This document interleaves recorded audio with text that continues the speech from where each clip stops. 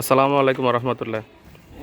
এই যে এলাকার নতুন ব্যবসায়ী হালাল ব্যবসার উদ্দেশ্যে ভাইয়ে আগায় যাইতেছে, আপনাদের দোয়া প্রার্থী উনি।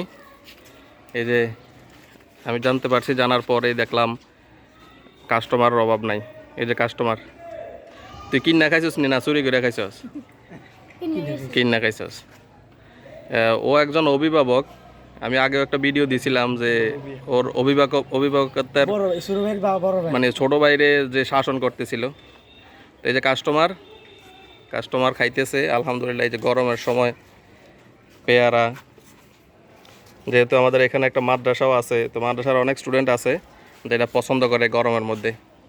এই যে আরেকজন নিজে খাইয়ে ফেলাইতেছে, টাকা পয়সার হিসাব পরে।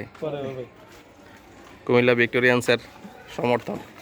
ভাই, আপনার মতামত, আপনি যে নতুন ব্যবসাটা শুরু করছেন, আসলে উদ্দেশ্য কি, মানে ভবিষ্যৎ পরিকল্পনা কি?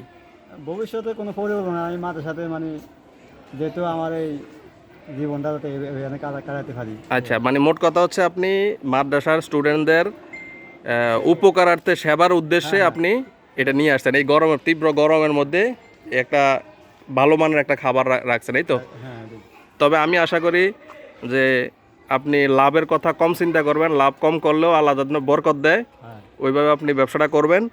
আর পেয়ারাগুলো একটু ভালো আনার ব্যবস্থা করবেন। চাইন আবার কম দামে পেয়ারা আইন না ভালো দাম বেশি দামে বিক্রি করে দেবেন না, ভালো পেয়ারা আনবেন, ভালো দামে দিয়ে।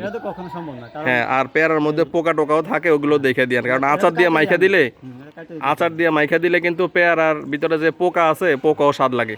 এটা আপনার খেয়াল রাখতে হবে কিন্তু, হ্যাঁ, একটু বাইসা দিতে হবে। আচ্ছা, খেয়াল রাখেন। হ্যাঁ, ঠিক আছে। আল্লাহ আমাদের ব্যবসার বরকত দান করে। কাসন্দিও আছে না? তেঁতুলের আচার, কাসন্দি, এরপরে শুকনা মরিচ, লবণ। কারো জিভে জল আসলে চলে আসবেন। এরপর আবার টুথপিকও আছে, মাশাল্লাহ। তো ঠিক আছে, ভাইয়ের জন্য দোয়া করেন। আর সামনে ইনশাল্লাহ ব্যবসা সফলতা হইলে ভাইয়ের বিয়ে শাদিও করার চিন্তা ভাবনা আছে। আসসালামু আলাইকুম রহমতুল্লাহ। কপালে থাকা লাগে না, বিয়ে শাদির মানে নিয়ত থাকা লাগে। ঠিক আছে, আসসালামু আলাইকুম।